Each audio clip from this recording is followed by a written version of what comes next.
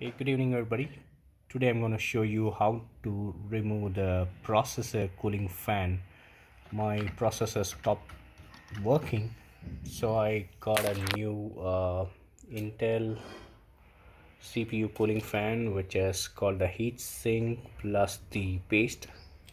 Costed me 400 rupees. I got it from a local store. So I'm going to tell you how to remove this quickly. So if you look here closely, on this nut there's an arrow pointing here, which you have to do it anti-clockwise. There'll be 4 screws, 1 2 3 4. Just do it anti-clockwise, you'll hear a click noise, and that's it. The fan will be out. Just remove carefully the cable with that connects to the motherboard, and slowly shake it, and that's it. The fan is out. So installation is also the same way.